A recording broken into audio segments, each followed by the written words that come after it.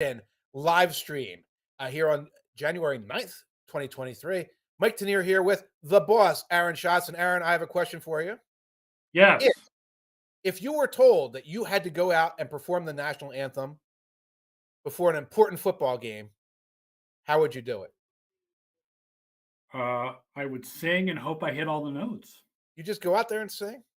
Yeah. I got two thoughts. First thought, of course, you saw Jacksonville, man, right? You saw Yes, Duval, absolutely. right? And you know that we were talking about this. He is not. I thought when I saw him, I was like, oh, that must be the guitar player for the Zach Brown band or the guitar player for some country band I'm not familiar with. He was just a guitar player. He was just a guy. He played in like a bar band somewhere around Jacksonville. And they threw him out there to do national, and he shredded. He absolutely shredded. Yeah. So I have two thoughts. The first thing is I would go out there with my bass guitar, and I would play National Anthem by Radiohead. I don't know if you know that one. Dun, dun, dun, bum, bum, bum, bum. And see how long it took before somebody shut my microphone off? That's one thing. So it wouldn't necessarily be our national anthem. I would play a national anthem. The other thing is I would Shatner it because I am not going out there and singing. It would be a Roseanne situation. I would get canceled. But if I did Shatner spoken word, oh, say, can you say? Yes. Say, can you see? That's it. Dawn's early light. Perfect. Get a few gestures in there, and we get it. I want to show you. So proudly. We have, yes. I want to show you this before we get started too, man. I put this on Twitter the other day. Doing some cleaning. Yeah, that is old school, man. Book appearances. Look at this. Look, hold, Aaron. That in First of all, that the book was called Pro Football Perspective, that we had a real publisher, that they sent me around the country doing book appearances, that there were bookstores to do book appearances in. Yes, they existed. Yeah, somebody on Twitter was like, "What is a Barnes and Noble event? Is that like a live stream?" Yeah.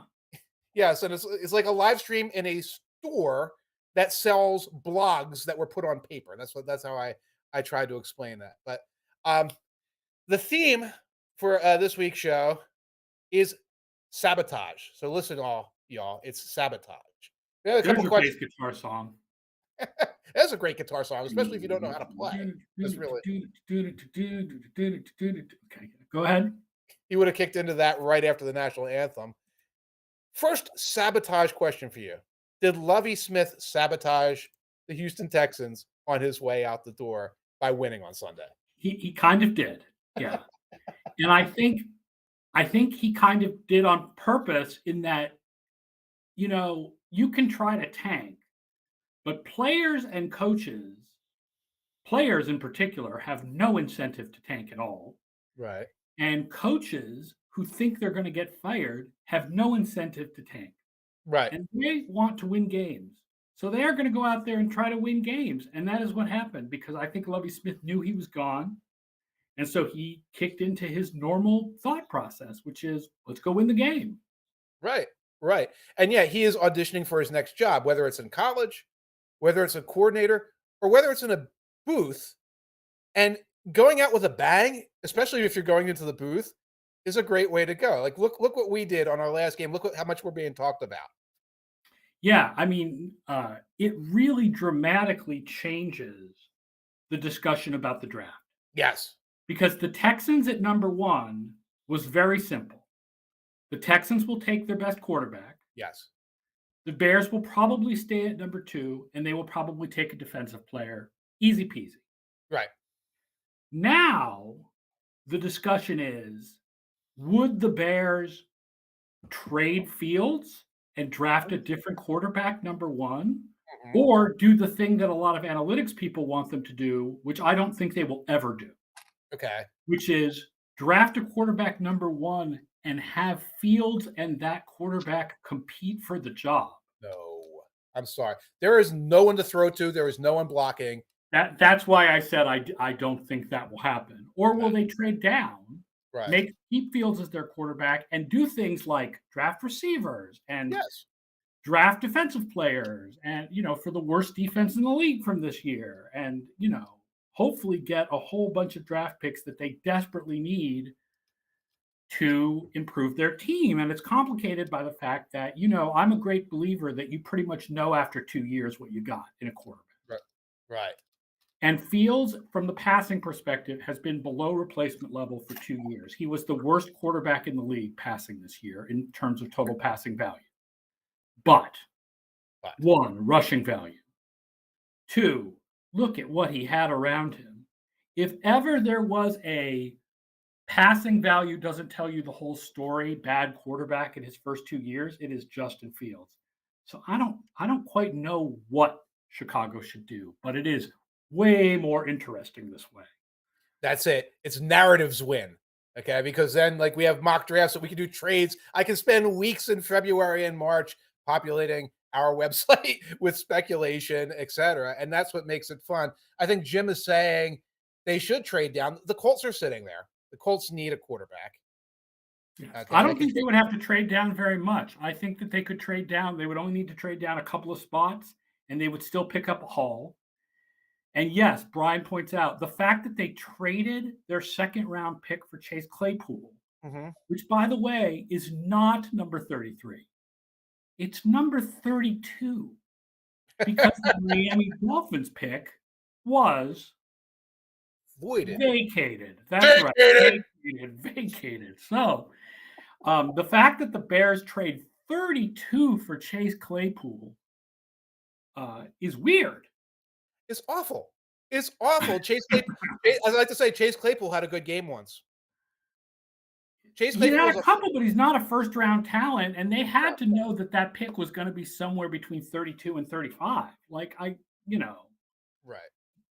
I mean, sorry, Claypool, if you saw the trajectory of his career in Pittsburgh, everything coming out, he was kind of a fantasy banky. They should not have made that trade. But if you get to a team like the Colts now, you're right. They should be able to get value to go down 2 or 3 spots to still Jalen Carter territory, still Will Anderson territory, and then get Chase Claypool is lighting up the board here, folks. Claypool had 14 home receptions in 7 games after the trade. 14. And I believe like 3 or 4 of them were in the last 2 games when there was nothing else to play for. Right. One possibility Useful Title points out is they could trade with the Texans. Yes. They could drop to number 2 and pick up stuff and still get Will Anderson or Jalen Carter and pick up stuff. Right. And the Texans have a second first rounder. So you could mess around. Now, maybe you have to give something back. I don't know, going down 1 spot, the other first rounder. So many interesting things you could do. It's much more interesting now. Right. And Lovie helping his old team by hurting his old team. That's what we call sabotage. Another one, and this has sort of died down, but I put it on the list. Did Brandon Staley nearly sabotage the Chargers by playing his starters in the finale? And it looks like we've got a clearer picture. And like Mike Williams are calling it back spasms now. Joey Bosa, he's claiming he was just being taken out for rest anyway. What's your take on how the Chargers handled things? I think the Chargers got lucky. Okay. I think when you have nothing left to play for in the final week, I think maybe you put your players in for a couple of series in order to just keep them in rhythm. But by the time you hit the second quarter, or certainly the second half, you want them out. Right. Like Tampa Bay played Brady. I don't think they took him out. I think they took him out before halftime. But sometime in the second quarter, they took out Brady. Yeah. And that way, Brady got his time. He got his rhythm. But they didn't do too much to risk an injury. So I don't understand Brandon Staley's strategy on this, because he did eventually take everyone out, but not until the fourth quarter. Right. And not until you have those injury scares. And Staley was a never play the starters in the preseason guy. So I guess I would love to just see consistency of thought there. Right. Why would you play your starters in this meaningless game and not in that meaningless game? Right. For example, for Brady has always been fastidious about wanting to get in and get his work. He's like very fanatical about it. Yes. So Brady says, I need my damn quarter. You give him his damn quarter because he's Brady, but then you get him out of there. It's always consistent. He plays in the preseason. He does all that. It's weird to go back and forth like that. Yeah, and everybody noticed it. It was what everybody was talking about on Twitter was, why are these guys still in? Why are these guys still in? Why are these guys still in? Right. You don't want to put yourself out there like that and risk an injury, which is what Staley did. Fortunately, I'd rather see a Chargers team in full strength. I'd rather see Mike Williams and Joey Bosa out there. So fortunately, it looks like it worked out. Another sabotage question. Did Dan Campbell sabotage the Packers, or did the Packers sabotage themselves on I don't know Sunday if night? anybody sabotaged. I think the Lions just beat them. Yeah. They just beat the Packers. And one of the things was there was a little bit of a sense of aggressiveness of we have nothing to lose. Let's go out there and do this. That Mhm. weird hook and ladder play near the end of the game, right? Like they pointed out on the broadcast, if the Lions are still in the playoff hunt, do they run that play? Do they risk that running that play? They might. They're nuts. But I mean, I think the Lions are the better team this year. And so they went out there and showed that they were the better team this year. And they're not the better team by very much. And the close score shows they're not the better team by very much. So, I mean, I think it was a good game between two teams that are close to each other. But as a non Packers fan, I'm happy to not have to deal with Aaron Rodgers anymore. I'm happy to not have to deal with Aaron Rodgers. And one of the things, like this opens up another offseason of discontent to Aaron Rodgers. And was talking to radio hosts, and there are. I'm gonna pull this up real quick.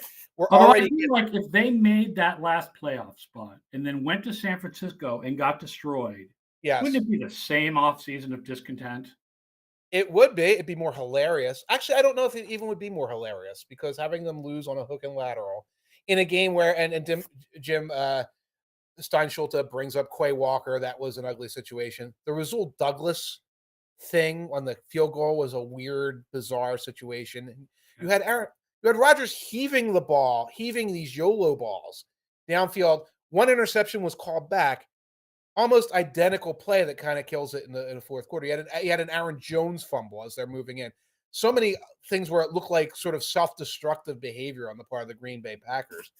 Um, I want to bring this up. We've already got odds. This comes to me from one of these people who sends things to reporters from the U.S. Betting Report. Odds on what Aaron Rodgers will do next year. Green Bay Packers plus 270. Retirement plus 340. Raiders plus 700. I'll give you the Jets at plus 1150. Any thoughts on these? That last one would be hilarious because it would be absolutely following the Favre timeline. He Yes. he can't. He's not a free agent, right? Like he would have to force a trade. Yes. Well, yeah, the way the contract is set up, he had to force a trade. I think they control his rights, but they'll probably have to do an extension or something to actually keep his rights. It's a very touchy situation. Um, I mean, I think I don't know.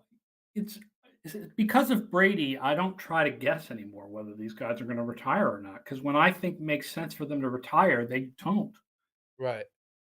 I agree. I agree. And then when you think, well, this is the impossible maneuver, it can Yeah. happen. You retire, you come back, you get traded. The Russell Wilson, that's an impossible trade. It happens. So Yeah. So I mean, Rodgers could get himself traded. I suppose if he goes to Green Bay and says, "Look, I don't want to be here anymore. It's either trade me or I'm going to retire," then they might as well get something for him. And I yeah, think in that case, the idea that they would rather send him to the AFC makes right. sense. So Raiders and Jets makes sense.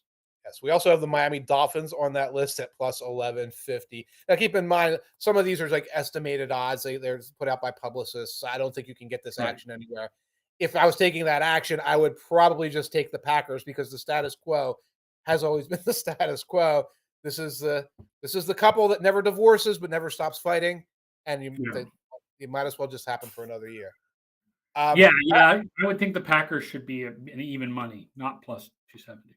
right, right. If somebody was offering that, I would take it in a heartbeat. Now, this isn't really a sabotage, but we had a space available for coach firing news, and Kliff Kingsbury has been fired. Steve Keim has stepped down.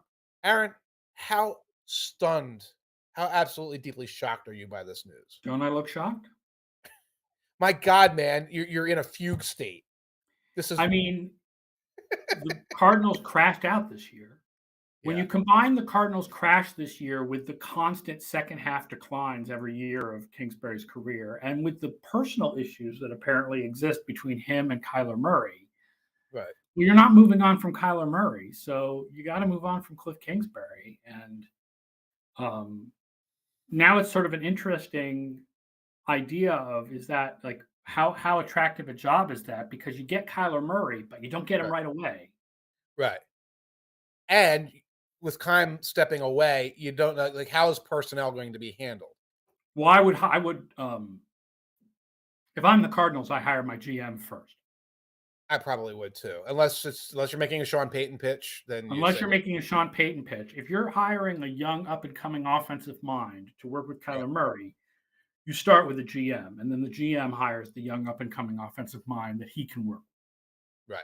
And if I'm one of these young coordinators, I probably leap offensive coordinators specifically. I leap at this chance. You do get Murray. If Murray's damaged goods, you get the mulligan of Murray being damaged goods coming off of the injury that might be more serious than we think. I think have I would rather have Murray coming off an ACL injury and Mhm, missing the first few weeks of the season, but the mhm. build around Murray than to try to resuscitate Russell Wilson.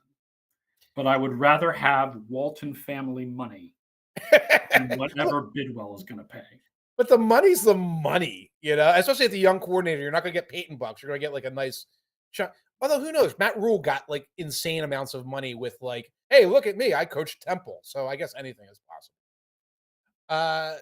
Jim asks, should the Cardinals use this regime change and Murray's injury try pull up a quick reset or roster salary cap? It is tricky to combine the injury and the contract situation for Kyler Murray. Kyler Murray is also in year one of his contract. You can void all those extensions to GMs and coaches without cap implications. You can't just move Murray's contract when it's year one. All the goofy money is sitting there in years 2023, 2024. Possible? Yes, everything's possible, as we said. Likely seems unlikely. You would have to take a dive bomb year. I mean, it would like Russell Wilson, except the difference is Murray is much younger than Wilson. So do Right, you really want to do that? right, right. I think the more logical maneuver is you don't have him sit out. You do not have Murray sit out the season. You sit out when you have him play when he's ready to play.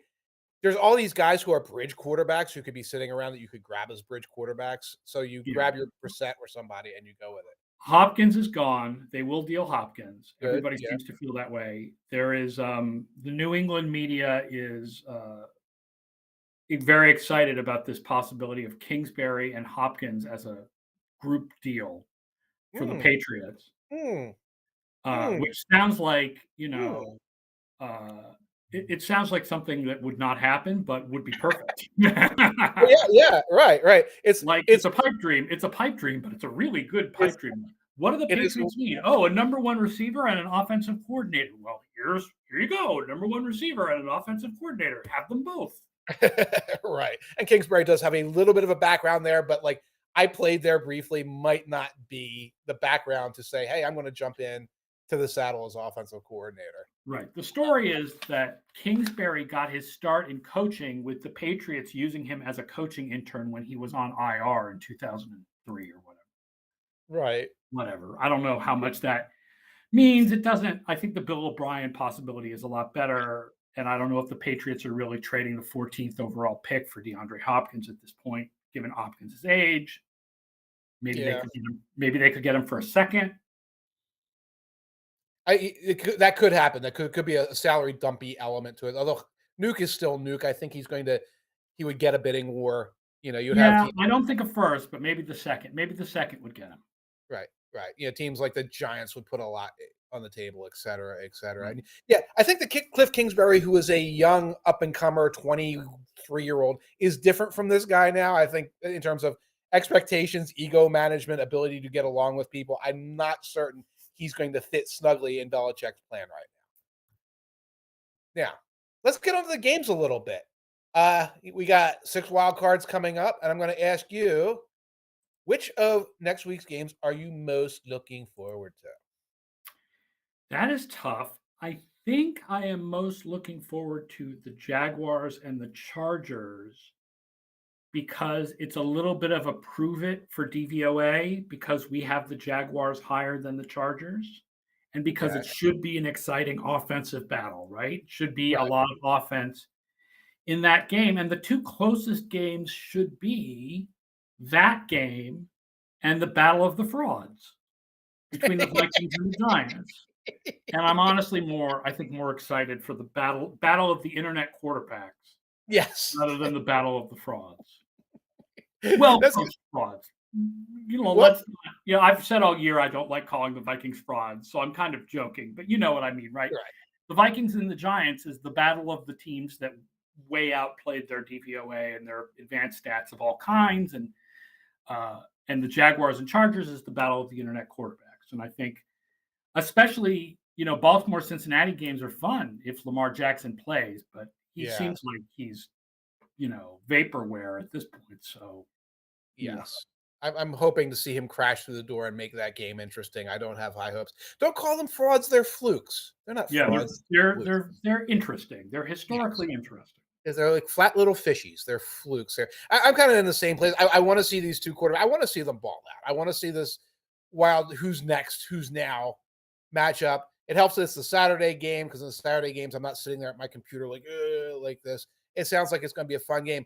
I'll tell you, for me, the Battle of the Flukes is the least interesting game. I just don't find watching the Vikings like rewarding in any way. I'm sort of waiting for for something to happen Yeah, with the it. problem with Battle of the Flukes is, aren't you Yeah, just waiting for the winner to lose the next week? yeah. Like what's a more interesting game? Like Jacksonville or the Chargers at Kansas City, or the winner of Battle of the Flukes playing either San Francisco or Philly? Like you feel Right. like, okay, well that's when it ends for Minnesota or the Giants in the next Yeah. round, right? So why do we care about this round that much? Whereas the Jaguars or the Chargers might be kind of uppity. Right. Absolutely. Exactly. They could be the team with house money going on, like that whole thing, which Yeah. maybe you could say about the Giants, but I don't necessarily know. So would the Battle of the Flukes be your least anticipated game of next week? Please don't. Well, I mean, I'm going to watch them all because this is Yeah. what I do for a living. Right. But I'm not looking forward to Skylar Thompson against the Buffalo Bills. I mean, I would much rather watch Battle of the Flukes and the interesting, how did the Giants manage to have a top 10 offense by DVOA? And Justin Jefferson is awesome. And I'd much rather watch that than Skylar Thompson, like Josh Allen just creaming the Miami defense and then Skylar Thompson coming out and doing nothing. I don't know. I find the Bills fascinating to watch. If it's this 41-3 blowout, then it's like, oh, that's what it is. If the Bills get in their own way, as they want to do, that could be interesting. And also, there could be a weather impacted game. There's all these other elements to it that, like, I find them kind of entertaining because they're usually out there like making a show one way or the other. So I don't hate that one as much. I'll tell you, I take no joy in watching the Buccaneers at all. Oh, You know, yeah, boy, they're really in decline. Like their season-long numbers are really not that bad, but their all the weighted numbers are bad. Their defense has declined, and their passing game has declined, and their running game is never there to begin with. And I mean, the thing is, there is so much narrative around Prescott and around Brady, and that's sort of interesting. And I really would like to see Prescott put the Buccaneers out of their misery and get himself over the playoff hump a little bit. But yes, and because I'm sick and tired of blaming Dak Prescott for things that are not really his fault.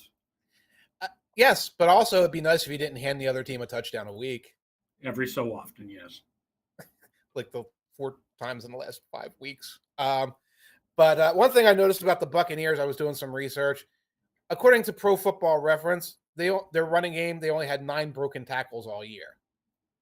Now, I went over to Sports Info Solutions, and they often have different numbers. It was all the way up to, I believe, 13 broken tackles, Oh, okay. which was still, I think, 8 lower than the next lowest team. And like Lenny had like 4, and the other guy had 4, and then Keyshawn Vaughn had 1 or 2. It's so frustrating to watch because, first of all, you're like, well, they're running the ball too much. They're running the ball too much because they're getting nothing, absolutely nothing out of it. And Right. infuriating. Any running is too much right now with that team. Right.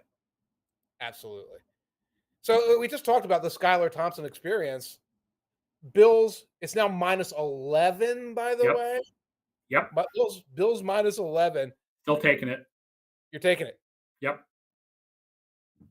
I might take it too. As soon as we're 100% confirmed it's Skylar, and I think it's Skylar, I think I feel comfortable with that. How When about it this? becomes 100% confirmed it's Skylar, that will become minus 13. Okay, is that official number? Even minus 11, I think, has some Tua built into it. Okay. Okay. I don't know, man. We get down to 13.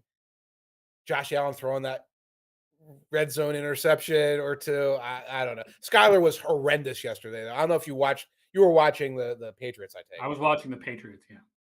Yeah, I was watching that nightmare that was Flacco versus Skylar. And I have never seen more quarterbacks throw the ball away, out of bounds, off their back foot more often than I watched in that game. It was as if you scored a point. If you backtrack, threw off your back foot, and threw it out of bounds. If that was the rouge or something. I was exactly what I was going to say. I was going to say it's called a rouge. Yeah, it was like it was a rouge. But so yeah, maybe minus 13 makes sense there. What about the 49ers? They're minus 10 right now. I'll give a little hint for people since we haven't put up the picks yet. The projected line right now for San Francisco, Seattle from our FO Plus picks is minus 10. Really? So we're right on the number? Right on the number. We're right on the number. Well, then I'll pivot to this question. I think right now, the 49ers right now are the best team in the NFL. Weighted DVOA would agree with you. And I keep waiting for the shoe to drop. Like I keep waiting for, okay, so Purdy's going to be okay instead of great, and their offense is going to be like good instead of great. And then we'll all know going forward that Purdy's not as good as Garoppolo, and that's kind of what we all expected.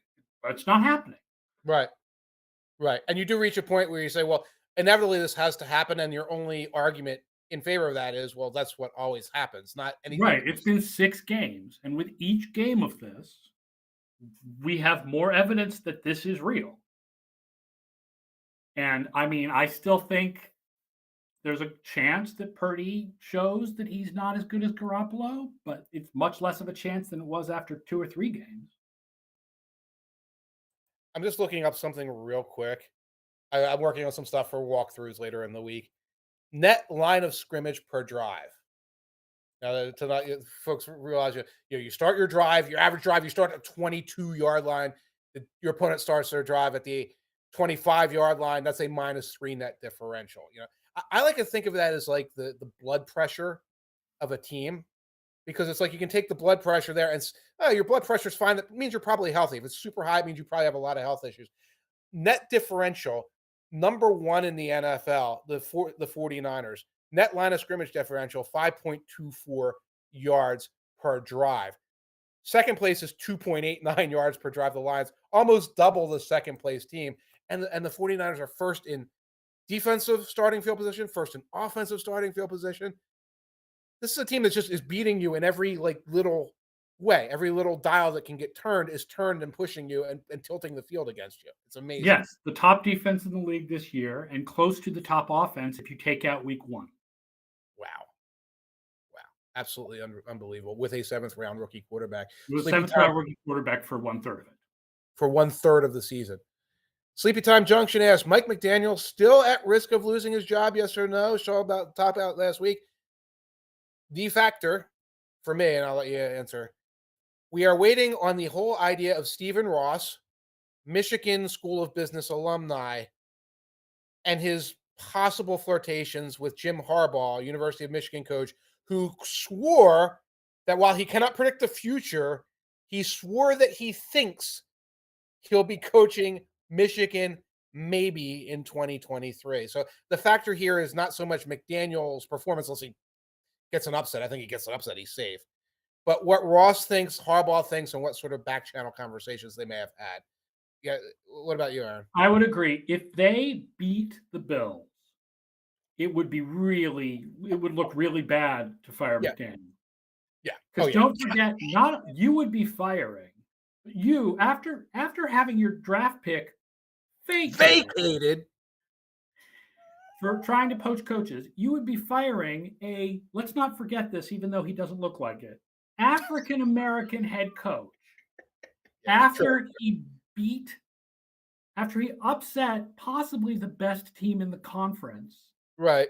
in the playoffs. Dream on. That is not happening. Right. Where your storyline around firing him is, well, your starting quarterback who was having a Pro Bowl season got concussed multiple times and he had to drag the Yeah. third string out there. So the optic of this would be horrendous. I said if they get blown out, and the Stephen Ross, I don't give a damn factor about optics or the Rooney rule or Yeah. common sense. That creates this wild card where we can't sit here as like rational, objective people and be like, well, that's this, that's that. That's And this. yes, by the way, if they fired Mike McDaniel, that would be 2 African American coaches in consecutive years, Right. just like Houston. Yes. All the while with these pipe dreams about Sean Payton and Tom Brady and Harbaugh floating around in the wind. And I mean, I don't know if the NFL would do anything besides vacate a pick, but it would just look terrible. It would just look terrible. And no, Plus, he did a good job. yeah, yeah. The only question I had, I think we talked about this before, about McDaniel is the handling of the early concussions. Yes. And I don't know how much stock to put in, how much comes down from on high, how much comes up from the training staff. It's so like that is what it is. I feel like he obviously deserves another year to try and get out there with Tua and company. Yeah, he deserves to try to have a full year with Tagovailoa. Yeah. Yeah. But I am not Stephen Ross. I am not Fergie. I'm not J Lo. I cannot make these decisions. All right, let's switch gears for a minute because the Hall of Fame class was Hall of Fame finalist class was announced Wednesday night, I believe. So these are the 15 finalists for the Hall of Fame. And they're not, it's not hard to find the list. Look up. Obviously, it's headlined by Joe Thomas and Darrell Revis. Dwight Freeney is on the list for the first time. Darren Woodson and Albert Lewis made the finals list for the first time, even though they were players from about 15, 20 years ago, who will soon become seniors committee selections if they can't get in on the regular committee. Lots of other people, Torrey Holt, Reggie Wayne, Zach Thomas, Devin Hester, DeMarcus Ware, Jared Allen. Oh my gosh, I think I named just about everybody. Rondé Barber. I'm going to ask you, Aaron, give me your 5. Here's my 5, not who I think will make it, but who I would put in. Gotcha. Joe Thomas and Darrell Revis to start with. Joe Mhm. Thomas and Revis get it. Okay. Right. I like Patrick Willis a little bit more than Zach Thomas. Okay. I just feel he was a little bit more transcendent. Okay. I like DeMarcus Ware the best of all of the pass rushers. Okay. And I think Andre Johnson has a good case that if you look at the quarterbacks that he was saddled with compared to some of the other wide receivers, he's the one who deserves to go in. Okay. Now I say, so my 5 is Thomas and Revis, Ware, Mhm. Andre Johnson, and Patrick Willis. But there's this element of waiting, right? Where it's like, it's not Andre Johnson's turn yet. It's not necessarily Willis's. Willis's turn is after Zach Thomas, right? Right. Like Andre Johnson's turn is after Holt and Wayne. And so I don't think that's the 5 that actually will go in, but that would be my 5. You just left Zach Thomas out because you're a Patriots homer. I know you. I know you. No, I mean, everybody's got the linebacker, right? But no, I mean, I just feel like Willis was more like dominant. I've gotten to talk to a couple of the Hall of Fame voters, and all this is off the record. There's a lot of conversations that are exactly like what you said. Especially I'm going to use Andre Johnson as the example. And it's like Johnson looks like he's this much better than Wayne and Holt. Like when you actually like size them up guy to guy to guy to guy. But then we have the reality of they're all neck and neck. If you look at every other accomplishment along the way, you've got guys who are on Super Bowl teams versus a guy who's like, yeah, he climbed the Texans up to 10-6 in those Matt Schaub years, et cetera. And when you put those all together and you factor in Holt and Wayne, it's going to very possibly logjam. Like the easiest thing is actually the guy who was first of the 3 to get it on there is actually slightly better than the 3. Whenever you have this, they're super close, and the guy coming up behind looks like he's better. is creating this logjam. And one thing to keep in mind, they don't sit down at the meeting and say, "Hey, why don't we just do bip bip bip?" They never like fully say that, or they very rarely say anything like that. They never say, "Hey, if you just get Holt in next year, I guarantee you, I'll get you Johnson next year." They never do something like that. We'd be better off if they did.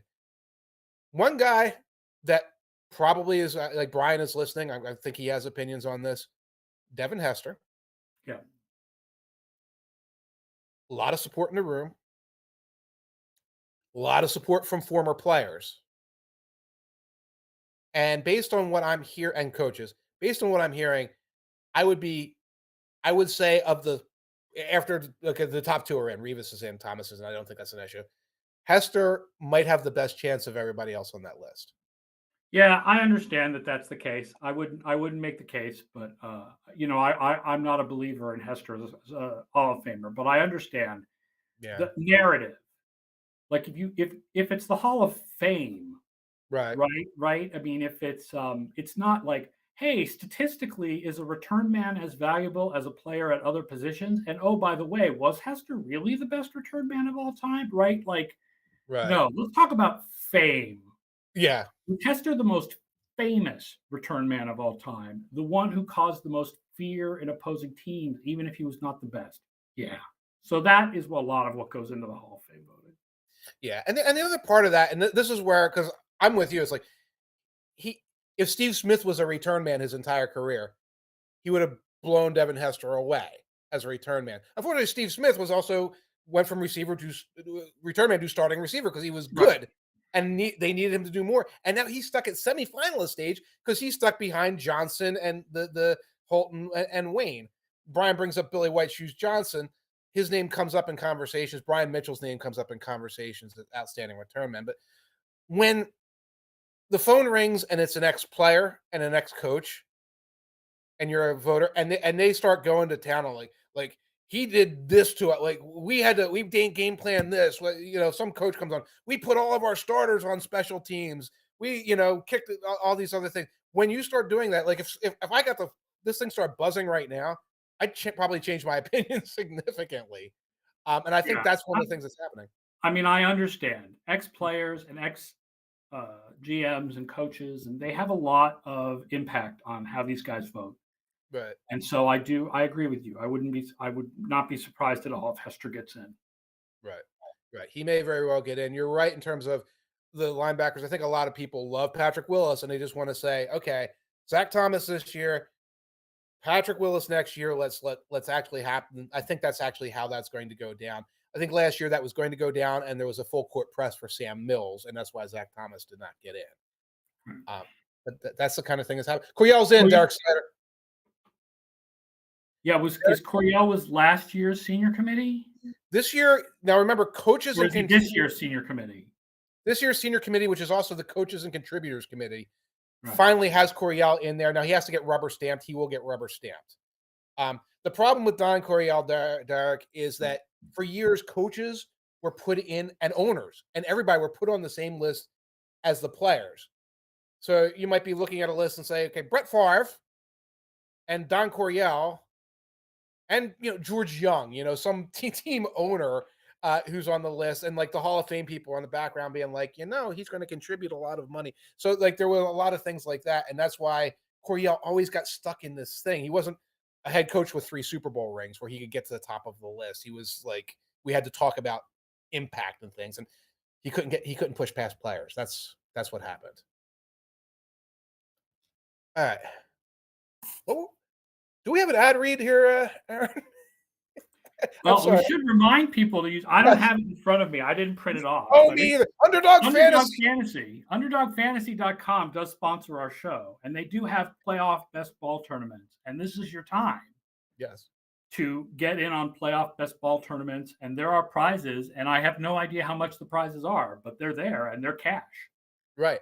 So, they've got their over/under games also, which is basically like picking player props. Even in states where player props are not legal, like my state. But, the big thing right now is playoff best ball tournaments. So go to underdogfantasy.com or get Underdog Fantasy on your favorite app store and use the code OUTSIDERS for $100 deposit match, and it makes us look good. Code OUTSIDERS on Underdog Fantasy. Excellent. Thank you. I went full Kevin Smith there and forgot there was supposed to be an ad read during a podcast. Also, like and subscribe on whatever you watch this on, please. Yes. Okay, remember that helps us get engaged, helps us continue bringing you content, puts us in the eyeballs of other humans out there who might love to hear. And be aware of the playoff schedule. The playoff Yes. schedule, which is Monday, Wednesday, Thursday, 1 p.m. Eastern. Me and Mike on Monday, Kale and Jackson on Wednesday, me and Mike on Thursday. That's the playoff schedule, 1 p.m. Eastern, all those shows. Right. All throughout the playoffs. We're even working on some stuff. Super Bowl week. Aaron and I will be at the Super Bowl. Yes, we will be in Phoenix. So hopefully we will have some guests. I don't quite know how we're gonna like two of us are gonna sit next to each other on the same camera, or they're gonna just be on their laptops next to us. But we hope to get some guests from Phoenix, and of course, Mike will also be at the Senior Bowl in Mobile the week before. So we're trying to figure out how to handle that as well. Yeah, we did do a sound check last week before you came on, Aaron. I think we're working on a sound check for this week. I might try to do Thursday's show from a coffee house, from a hipster coffee house. The hipsters are losing their minds. Coffee houses. Yes, they're losing their minds about Justin Herbert there. Yes. But we're not doing winner and loser of the week this week. I think we've covered the most obvious winners and losers. Obviously, it was a week that was, impacted to a great degree by Damar Hamlin.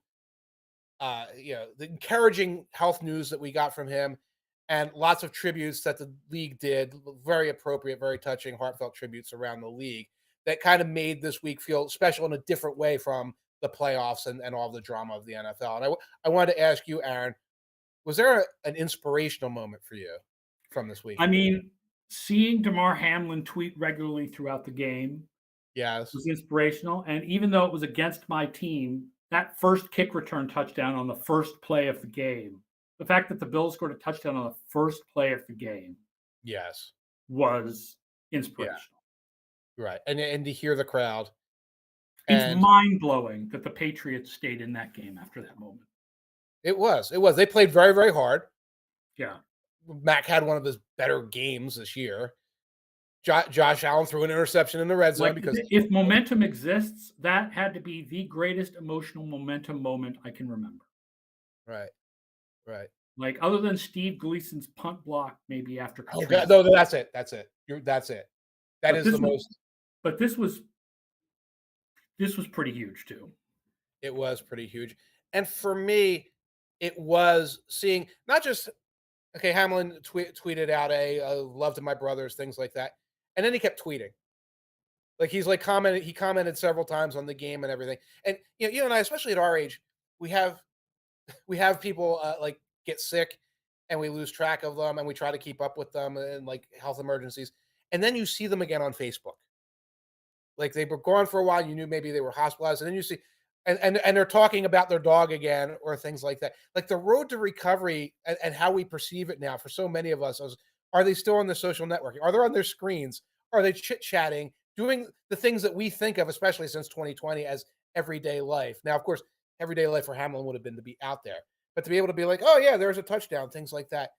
Really, I find that's as moving as anything that happened on the field, the recognition that, like, yeah, I'm at a place now where we can talk about things again. And hopefully we'll be seeing him released sometime soon and from the hospital and get a chance to go back to being himself. Yeah, I agree. It was awesome. Somebody did just mention Lovie Smith was fired as well. We did talk about that a little bit, and it was no surprise. And we wish the best for Lovie. And I have no idea what's going to happen with the Houston Texans because D'Amico Ryans says he doesn't want the job. He doesn't want the job. I don't think Josh McCown wants to just get promoted at this point. It could be anyone. Some young coordinator will take the job. Yeah, but I mean that organization is a fire hazard. That's it. The worst 32 NFL jobs, and that's the 32nd by. I'm just sitting here going, don't swear. Think of something to say that isn't swearing. Describe the Houston Texans organization without swearing. All right. Are we not allowed to swear? Is that an No, official? we're not. It's not FCC regulated. We probably can. You can probably. So I don't feel. Again, you're the president of the company. I mean, you Yeah, should. I suppose I make the decisions, but it's just Right. not a good. It's a bad show. Let's. Yeah, it doesn't when it just becomes that, understood. And it sounds like you made the decision because you said don't swear, so the decision has been made. Always a PG at worst show here at Football Outsiders live stream. I think we're done here. Aaron, thank you very much for coming on as always on Mondays. Don't forget you'll see us on Wednesday, and that's which show is Wednesday? Wednesday will be Cale Clinton and Jackson Roberts doing the news show, Nice. And and Thursday will be us with a guest of some sort previewing weekend's games. right, and there'll be plenty of coach firing news for the guys on Wednesday. Until then, don't forget to like and subscribe. Don't forget to go to Underdog Fantasy and use the promo code Outsiders to play your fantasy best ball, play your fantasy playoff games. And until next time, until Thursday, Aaron and Mike, thanks for watching. See you next time.